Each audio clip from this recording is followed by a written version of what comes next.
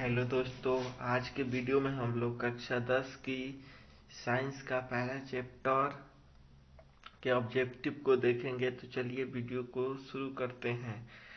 तो पहला सवाल है आप लोगों का, प्रकाश की किरण गमन करती है। ऑप्शन ए में दिया है सीधी रेखा में, बी में दिया है टेढ़ी रेखा में, सी दिया है किसी भी दिशा में, डी दिया है इनमें से कोई नहीं। तो इसका सही उत्तर होगा सीधी रेखा में। ऑप्शन ए, प्रकाश कैसी रेखा में गमन करती है? तो सीधी रेखा में गमन करती है। ठीक है, चलिए दूसरा सवाल देखा जाए क्या कह रहा है। प्रकाश का वेग न्यूनतम होता है। ऑप्शन देखिए क्या लिखा है। ए में दिया है निर्वात में, बी में दिया है जल में, सी में दिया है वायु में, डी में दिया है कांच में। प्रकाश का वेग न्यूनतम किस में होता है? कांच में, यानी ऑप्शन सही होगा डी।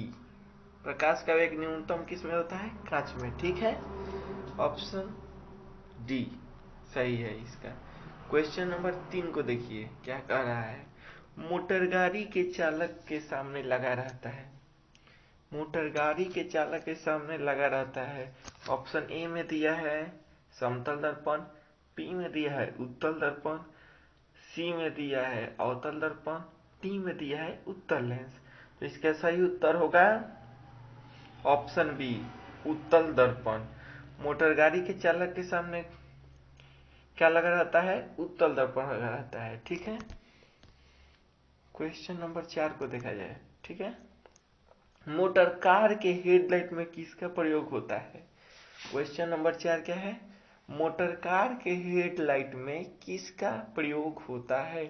ऑप्शन ए में दिया है समतल दर्पण, ऑप्शन बी में दिया है उत्तल दर्पण, ऑप्शन सी में दिया है अवतल दर्पण, ऑप्शन डी में दिया है उत्तल लेंस। तो इसका सही उत्तर क्या होगा? ऑप्शन सी, क्या होगा? अवतल दर्पण। यानी मोटर कार के हेडलाइट में किसका प्रयोग होता है? अवतल दर्पण। ठीक है, 5वां नंबर क्वेश्चन देखा जाए क्या कह रहा है। समतल दर्पण द्वारा बना प्रतिबिंब होता है। क्वेश्चन पूछ रहा है कि समतल दर्पण में कैसा प्रतिबिंब बनता है। ठीक है, ए में दिया है वास्तविक, बी में दिया है काल्पनिक, सी में दिया है दोनों, डी इनमें से कोई नहीं। तो समतल दर्पण में कैसा प्रतिबिंब बनता है? काल्पनिक प्रतिबिंब बनता है। कैसा प्रतिबिंब बनता है? काल्पनिक। इसका सही उत्तर क्या होगा? Option B. ठीक है, 6 नंबर क्वेश्चन देखा जाए। लेंस की क्षमता का एसआई मात्रक होता है। ए में दिया है डायोप्टर, बी में दिया है ल्यूमेन, सी में दिया है लक्स, डी में एंगस्ट्रॉम। तो लेंस की क्षमता का एसआई मात्रक क्या होता है?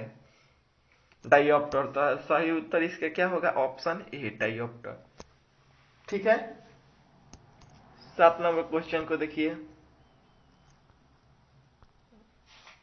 कह रहा है प्रकाश की किरणों का पथ दर्शाने वाले चित्र को कहा जाता है। और ऑप्शन ए में दिया है किरण रेख, बी में दिया है फोकस, सी में दिया है किरण पुंज, डी इनमें सभी। तो क्या कहते हैं? प्रकाश की किरणों का पथ दर्शाने वाले चित्र को किरण आरेख कहते हैं। क्या कहते हैं? किरण आरेख। तो इसका सही उत्तर क्या होगा? Option A.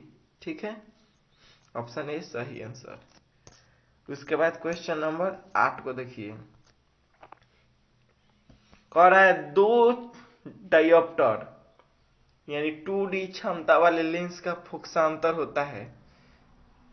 2 डायोप्टर क्षमता वाले लेंस का फोकसांतर कितना होता है? ठीक है, ऑप्शन ए में दिया है 20 सेंटीमीटर, बी में दिया है 30 सेंटीमीटर, सी में दिया है 40 सेंटीमीटर और डी में दिया है 50 सेंटीमीटर।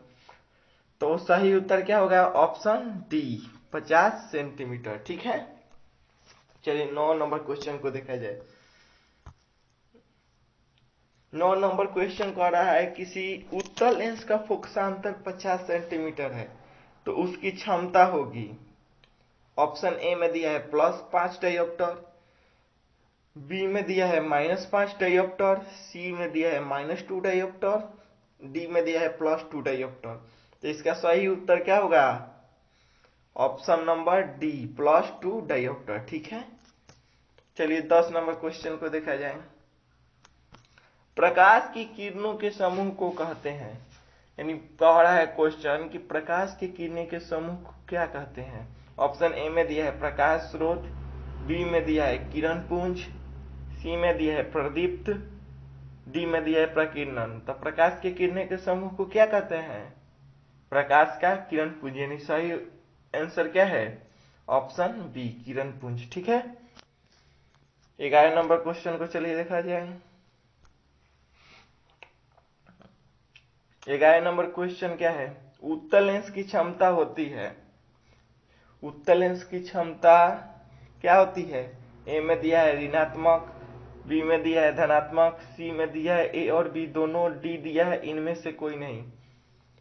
तो उत्तल लेंस की क्षमता क्या होती है, धनात्मक होती है। तो सही उत्तर क्या होगा, ऑप्शन नंबर बी। ठीक है, चलिए 12 नंबर क्वेश्चन को देखा जाए।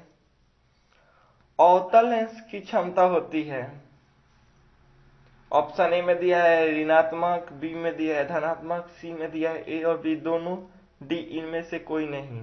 तो अवतल लेंस की क्षमता क्या होती है, ऋणात्मक होती है। तो सही उत्तर क्या होगा, ऑप्शन नंबर ए ऋणात्मक। ठीक है,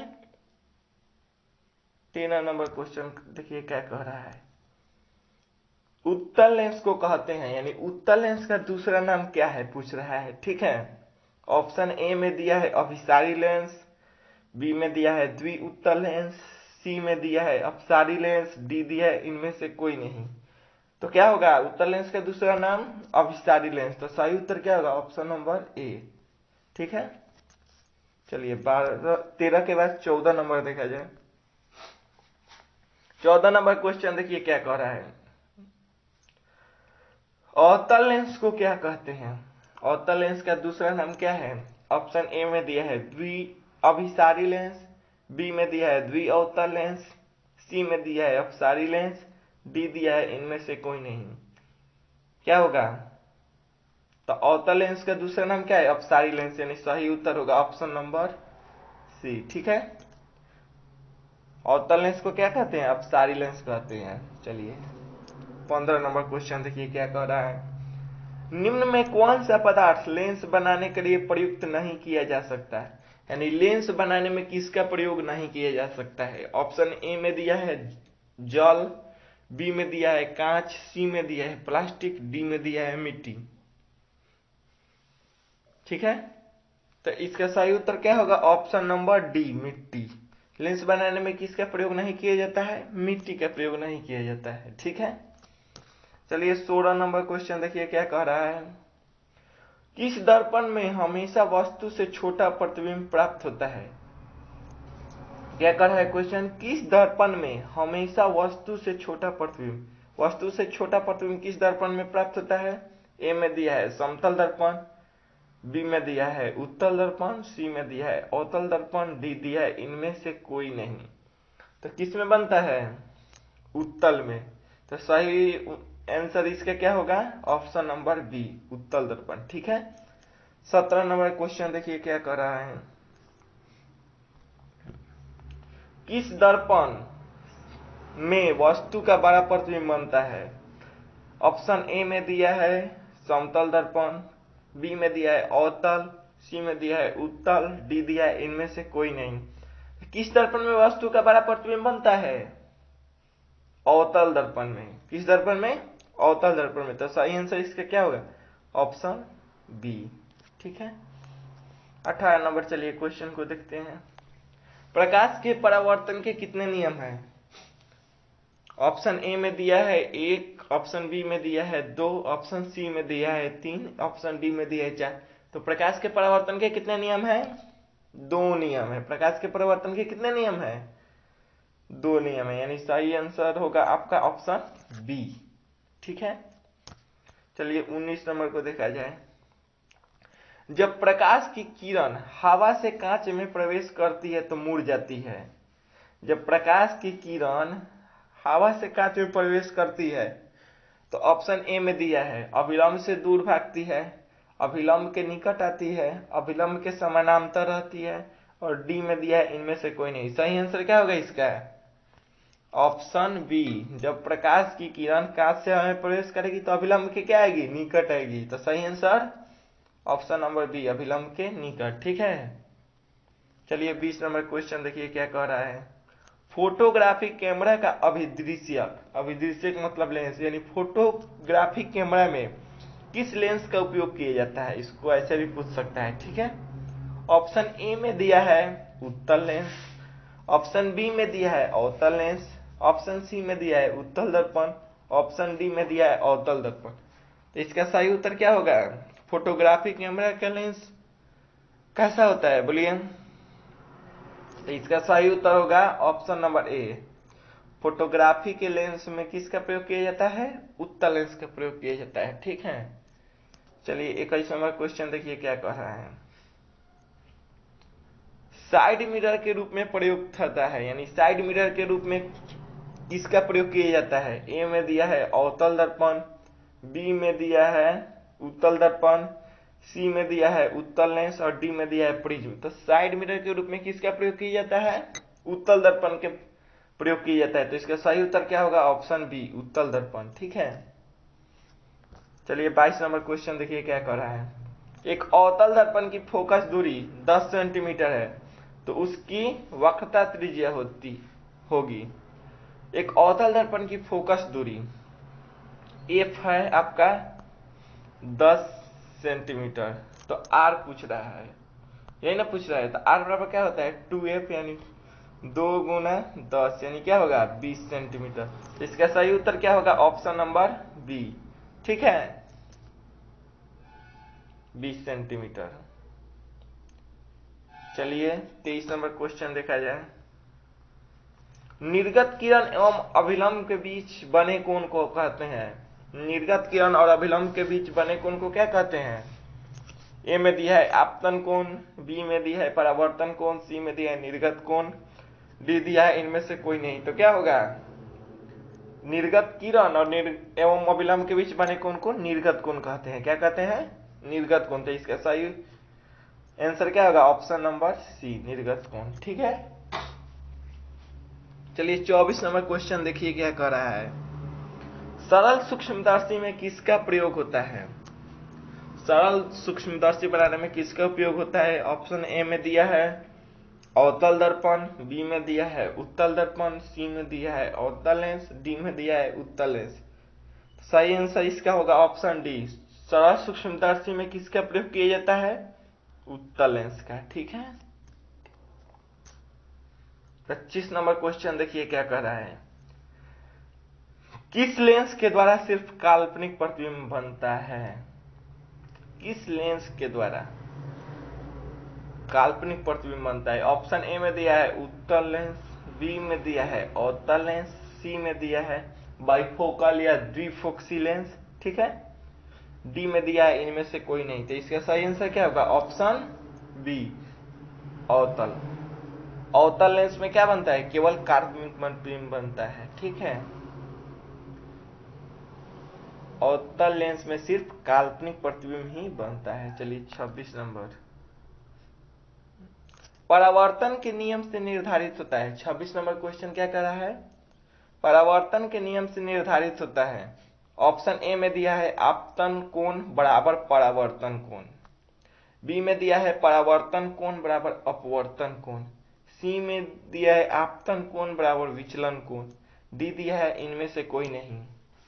तो परावर्तन के नियम से क्या निर्धारित होता है कि आपतन कोण की कोण और परावर्तन कोण क्या होता है, बराबर होता है। तो इसका सही आंसर क्या होगा, ऑप्शन नंबर ए, आपतन कोण बराबर परावर्तन कोण।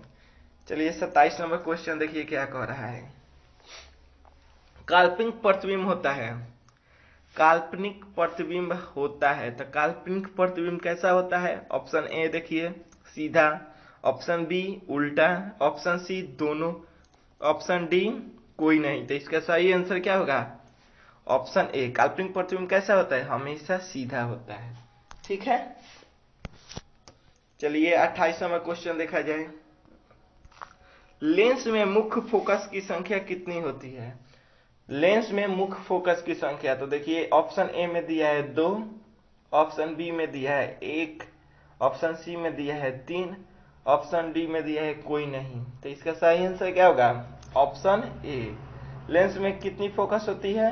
2 फोकस होती है, ठीक है, F1 और F2। चलिए 29 नंबर क्वेश्चन देखिए क्या कर रहा है। सर्च लाइट का परावर्तक सतह होता है। सर्च लाइट का परावर्तक सतह होता है,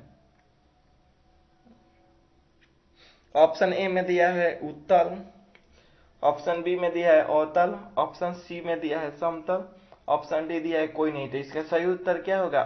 ऑप्शन बी, अवतल, ठीक है। क्वेश्चन नंबर चलिए 30 को देखा जाए क्या कह रहा है। दाढ़ी बनाने में कौन सा दर्पण प्रयुक्त होता है? ऑप्शन ए में दिया है समतल, बी में दिया है उत्तल, सी में दिया है अवतल, डी दिया है कोई नहीं। तो दाढ़ी बनाने में यानी हजामती दर्पण में किसका प्रयोग किया जाता है? अवतल, ठीक है। तो इसका सही आंसर क्या होगा? ऑप्शन नंबर सी, अवतल, ठीक है।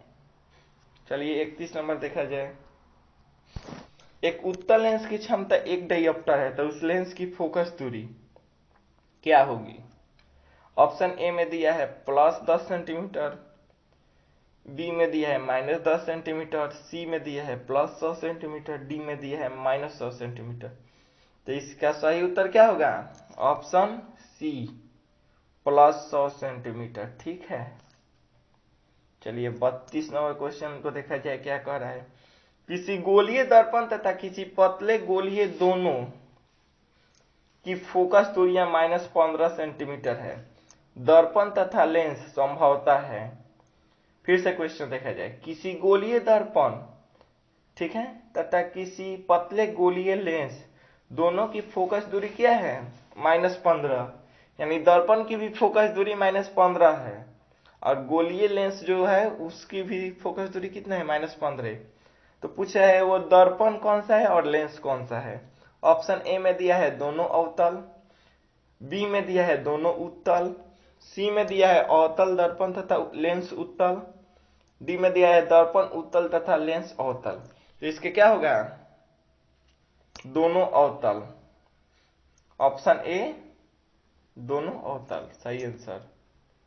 चलिए 33 नंबर क्वेश्चन क्या कर रहा है देखा जाए।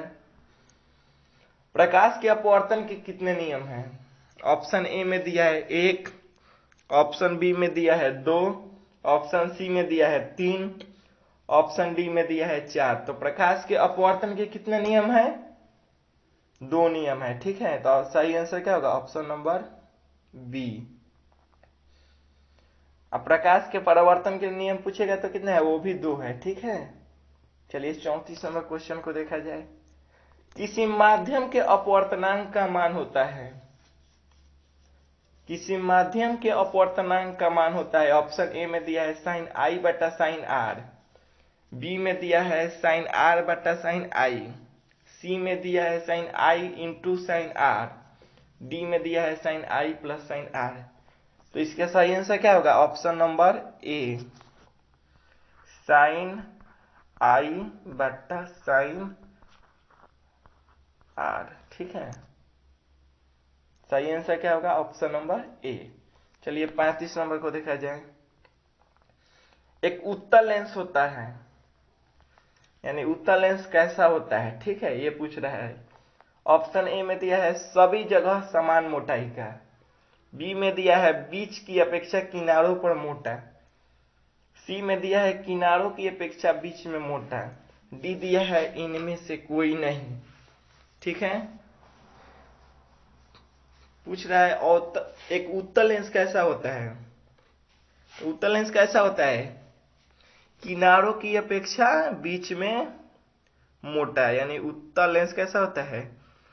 किनारों की अपेक्षा बीच में मोटा। बीच में देखिए मोटा होगा, आरी परी क्या होगा? ऊपर नीचे पतला होगा, ठीक है। यानी ऑप्शन क्या होगा? सही ऑप्शन नंबर सी। चलिए 36 नंबर क्वेश्चन को देखा जाए। कह रहा है अवतल लेंस का आवर्धन m बराबर होता है। क्वेश्चन नंबर 36 देखिए क्या कर रहा है फिर से। अवतल लेंस का आवर्धन बराबर होता है। ऑप्शन ए में दिया है u बटा v, बी में दिया है यू भी, सी में दिया है यू प्लस बी, डी में दिया है भी बटे यू। तो अवतल लेंस का आवर्धन कितना होता है? भी बटा यू। तो सही आंसर इसका क्या होगा? Option number D. ठीक है, चलिए इसके आगे वाला क्वेश्चन देखते हैं क्या कह रहा है। गोलीय दर्पण में फोकसांतर यानी फोकस दूरी एवं वक्रता त्रिज्या के बीच संबंध है। ठीक है, ऑप्शन ए में दिया है r बराबर 2f, बी में दिया है f बराबर r, सी में दिया है f बराबर 2r, डी में दिया है r बराबर f/2। तो गोलीय दर्पण में फोकस दूरी एवं वक्रता त्रिज्या के बीच संबंध यानी f बराबर क्या होता है? r/2। अगर r निकालना होगा तो क्रॉस मल्टीप्लाई करेंगे। ठीक है, तो r बराबर क्या होगा? 2f। तो इसका सही आंसर क्या होगा? Option number A. ठीक है, r बराबर 2f। चलिए इसके बाद वाला क्वेश्चन देखिए क्या कर रहा है। 38 नंबर, सोलर कुकर में प्रयोग किया जाता है। तो सोलर कुकर में किसका प्रयोग किया जाता है? ए में दिया है अवतल दर्पण, बी में दिया है उत्तल दर्पण, सी में दिया है समतल दर्पण, डी में दिया है उत्तल तथा अवतल दर्पण दोनों। तो इसका सही आंसर क्या होगा? Option number A. Solar cooker में किसका प्रयोग किया जाता है? अवतल दर्पण का। ठीक है, चलिए इसके बाद वाला क्वेश्चन देखा जाए। उत्तल लेंस में बना प्रतिबिंब होता है। उत्तल लेंस में कैसा प्रतिबिंब बनता है? ऑप्शन ए में दिया है बराबर और सीधा, बी में दिया है वास्तविक और उल्टा, सी में दिया है वास्तविक और सीधा, डी दिया है इनमें से कोई नहीं। तो उत्तल लेंस में कैसा प्रतिबिंब बनता है? वास्तविक बनता है और उल्टा बनता है। तो इसका सही आंसर क्या होगा? Option number B. ठीक है, उत्तल लेंस में कैसा प्रतिबिंब बनता है? वास्तविक बनता है और उल्टा बनता है। ऑप्शन बी सही है। इसके बाद देखिए 40 नंबर, उत्तल लेंस में जब बिंब यानी वस्तु f और 2f के बीच रखा जाता है तब बना प्रतिबिंब होता है।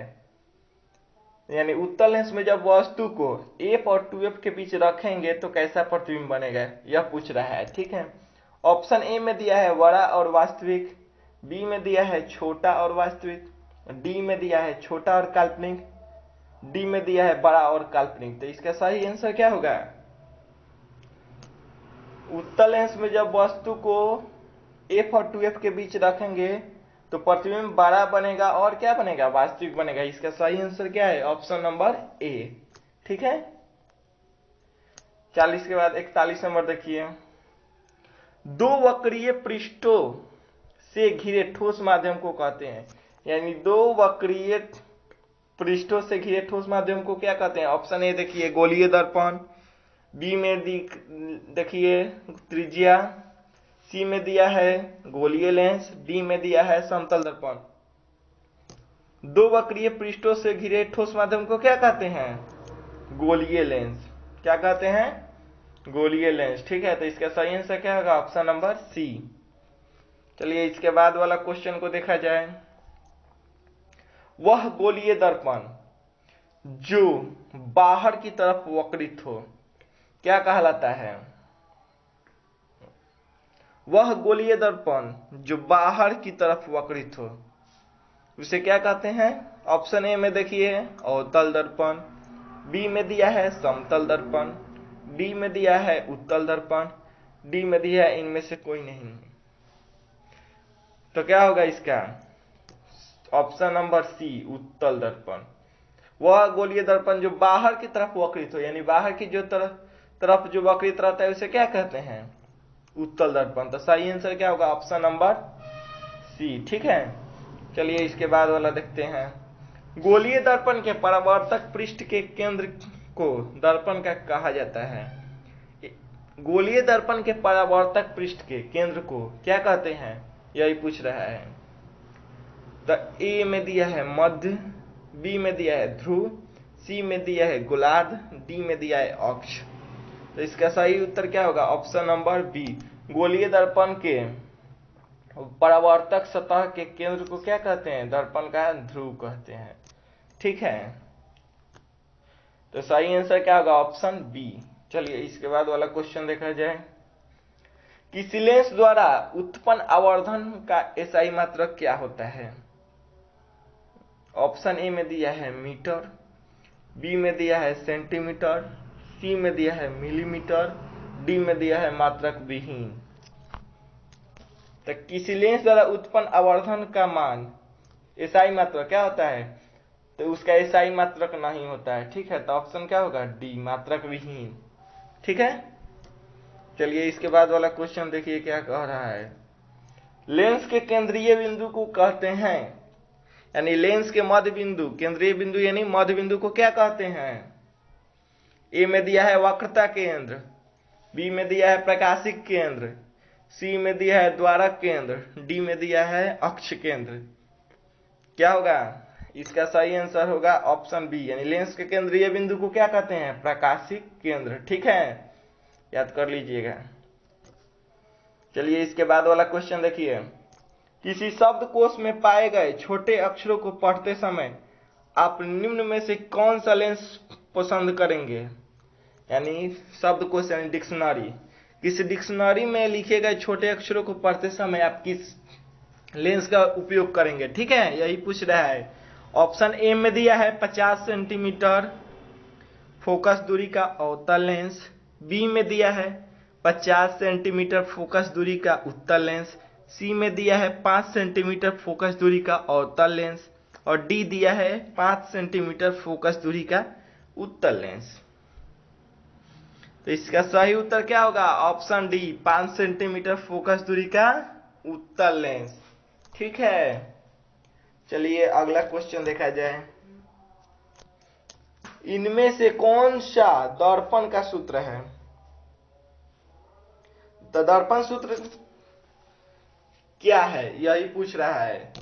तो ऑप्शन ए में दिया है 1/v + 1/u बराबर 1/f। ठीक है, बी में दिया है 1/u - 1/v बराबर 1/f, सी में दिया है 1/v + u/1 बराबर 1/f। ठीक है, डी में दिया है v/1 + 1/u = 1/f। तो इसका सही आंसर क्या होगा?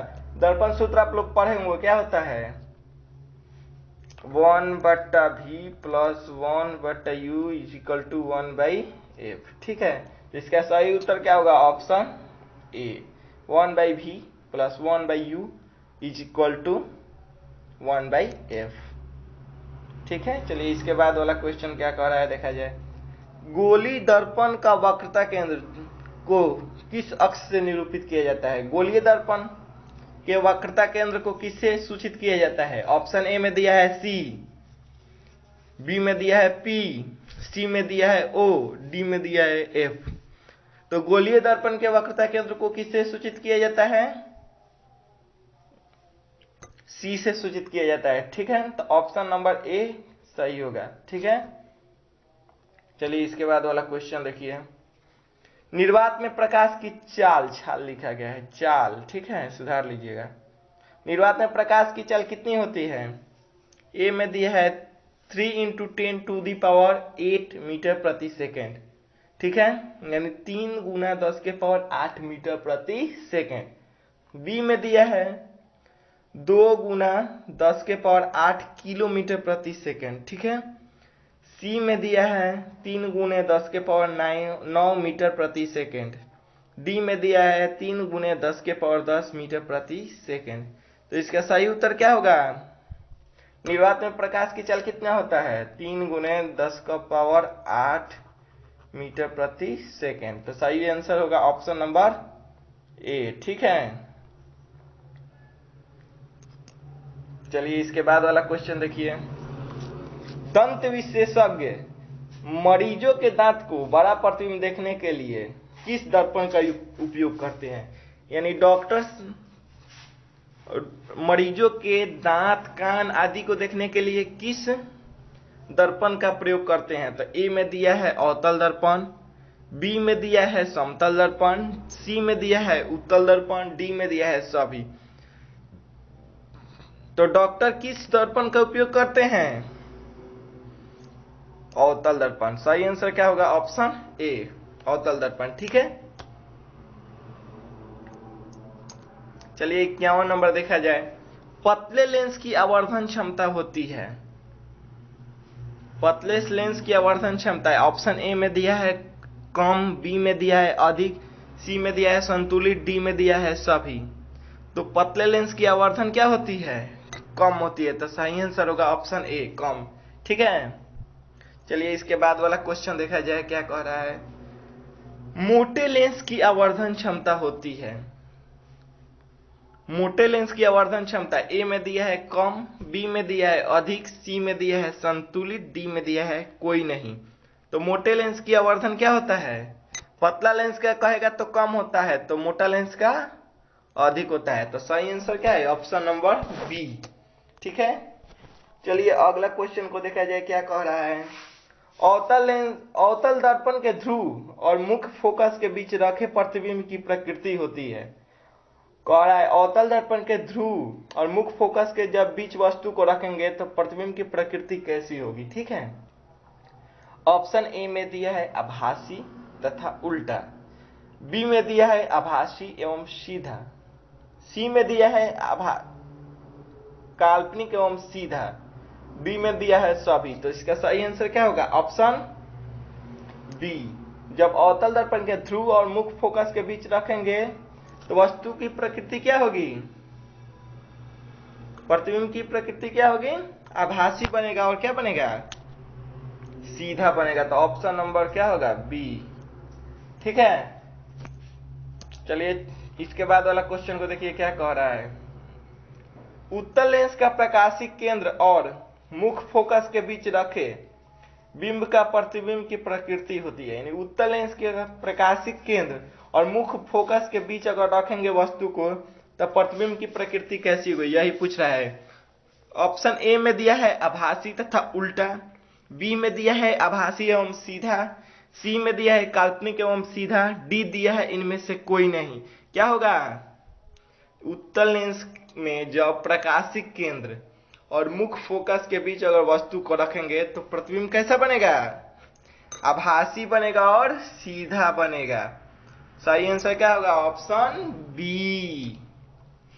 इसके बाद देखिए, अवतल दर्पण के मुख्य फोकस पर रखे प्रतिबिंब की स्थिति क्या होगी? अवतल दर्पण में जब मुख्य फोकस पर रखेंगे तो उसका प्रतिबिंब की स्थिति पूछ रहा है। ए में दिया है वक्रता केंद्र पर, बी में दिया है मध्य बिंदु पर, सी में दिया है अनंत पर और डी में दिया है सभी पर। तो अवतल दर्पण में जब मुख्य फोकस पर रखेंगे तो प्रतिबिंब कहाँ बनेगा? अनंत पर। ठीक है, फोकस पर आता है तो अनंत पर बनता है। ठीक है, चलिए इसके बाद वाला देखें क्वेश्चन। उत्तल लेंस के मुख्य फोकस पर रखे प्रतिबिंब की स्थिति होती है। यानी उत्तल लेंस के मुख्य फोकस पर रखे अगर वस्तु को रखेंगे तो प्रतिबिंब की स्थिति कहाँ, यानी प्रतिबिंब कहाँ बनेगा? ए में दिया है वक्रता केंद्र पर, बी में दिया है फोकस एवं वक्रता केंद्र के बीच, सी में दिया है अनंत पर, डी में दिया है ध्रुव एवं वक्रता केंद्र के बीच। सही आंसर क्या होगा? जब फोकस पर रहेगा तो अनंत पर बनेगा। ठीक है, चाहे वो उत्तल लेंस हो चाहे कोई। इसके बाद देखिए क्या कर रहा है। अवतल लेंस के मुख्य फोकस पर रखे बिंब का प्रतिबिंब की स्थिति क्या होगी? ए में दिया है फोकस एवं वक्रता केंद्र के बीच, बी में दिया है प्रकाशिक केंद्र और मुख्य फोकस के बीच, सी में दिया है ध्रुव एवं वक्रता केंद्र के बीच, डी दिया है इनमें से कोई नहीं।